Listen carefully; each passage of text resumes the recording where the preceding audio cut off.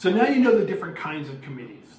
There's the General Assembly, there are the specialized committees, there's a Security Council, and then there's the crisis committees and also the joint crisis committees.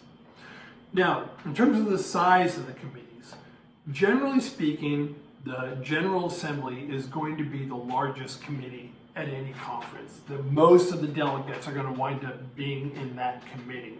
And so that's standard. Now, generally speaking, because we want you to learn the rules and a procedure at Model United Nations conferences, beginners, we want to start off in a General Assembly committee.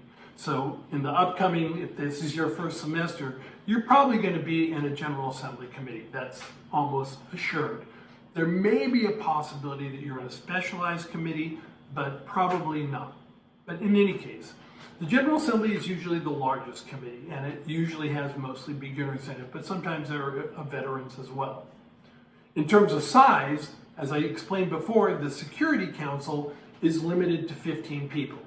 The 5 permanent members, right, the P5 as I was explaining before, who have veto authority, and then the non-permanent members, of which there are 10, because the Security Council has 15 people altogether. And as I explained before, being a non-permanent member doesn't put you at a disadvantage. Oftentimes, newer delegates think, oh, I want to be the United States, or I want to be the UK, or something like that.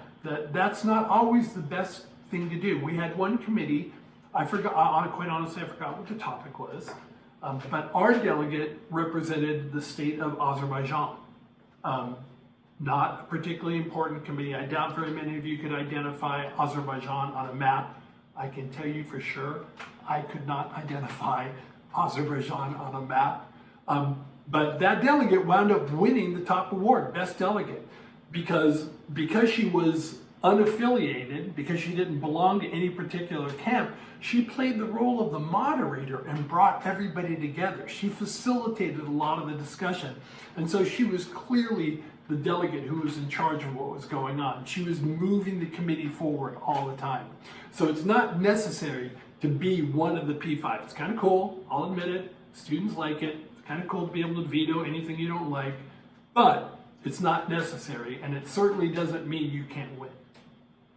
Now, the specialized committees, as I explained before, vary tremendously in size, and they vary tremendously in the topics that they cover.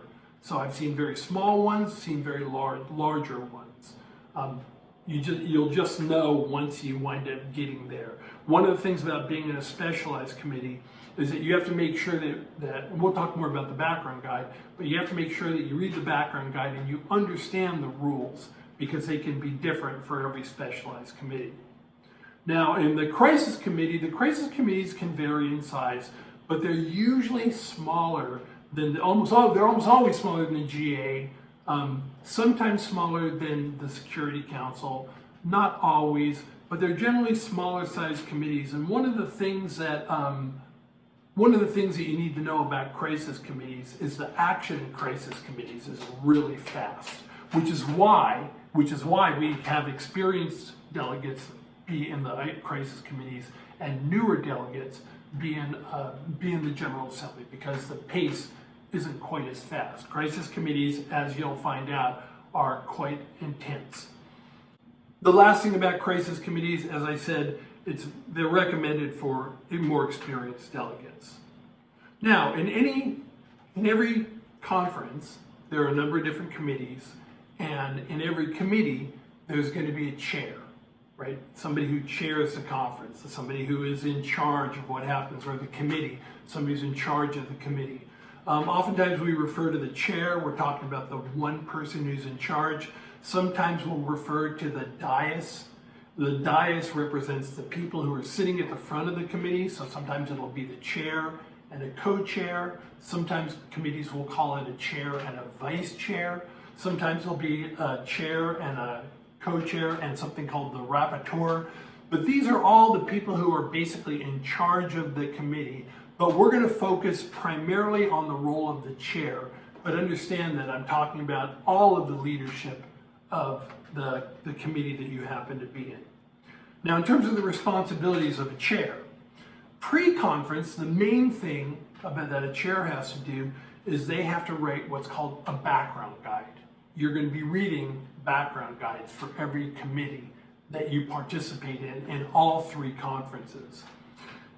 The background guide essentially provides background information on whatever the topic is that you're going to be discussing in committee. The topics were selected by the chairs, and that's important to know that because that means that the chairs generally think the topic is interesting.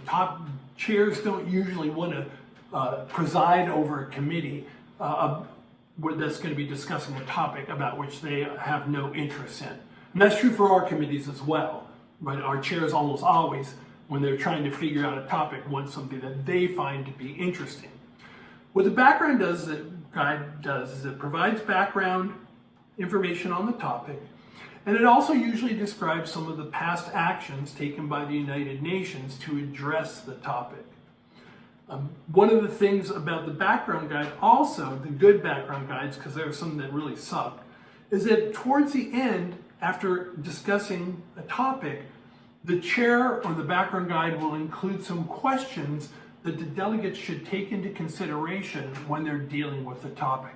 This is a clue on the part of the chair that these are the things that the chair believes are interesting and that are the more complicated aspects of this topic that need to be explored. And so pay attention to that section in the background guide where it says, questions delegates should take into consideration. That's important. The other thing, sort of building off that, is the background guide really provides you with the chair's perspective on the topic. The fact that they chose it means they think it's important. The way they describe the topic, the way they lay out what's going on, is going to also provide you some clues about what the chair thinks about the topic. That's important information for you to have.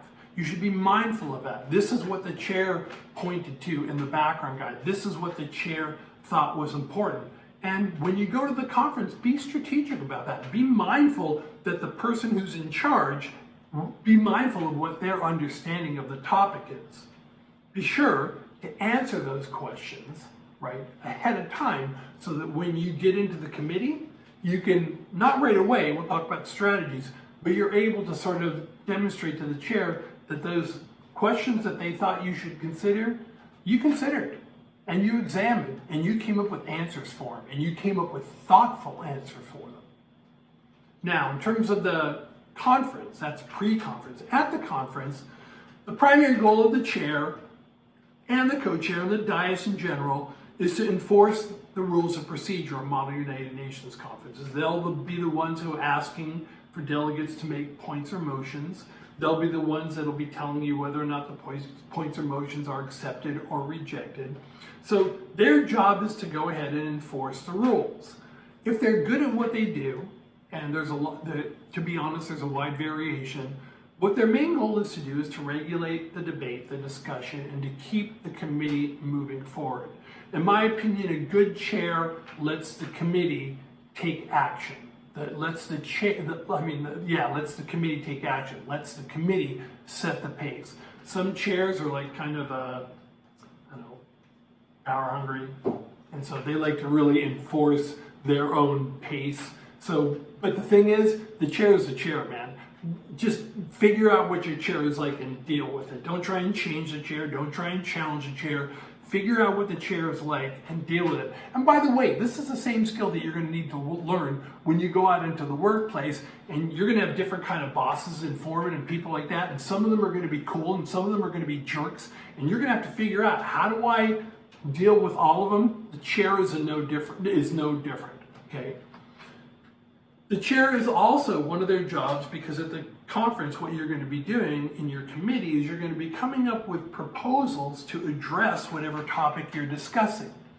So at some point, when you've got together with other delegates and you've come together with a proposal to deal with this issue that the chair selected, you're going to bring it to the chair, and they're going to look it over and they're going to make critiques. Oh, you need more here, you need less here. It's kind of like handing in a paper to an English professor or a political science professor. They're going to make critiques. Here's my suggestion. Do what the chair tells you to do. right? They don't like something, don't argue with the chair. The chair is the chair. Do what they want you to do, right? That's the important thing. And then lastly, and I guess this is probably really important to you, the chairs are the ones who determine which delegates get awards. So there's another reason for not wanting to piss off the chair.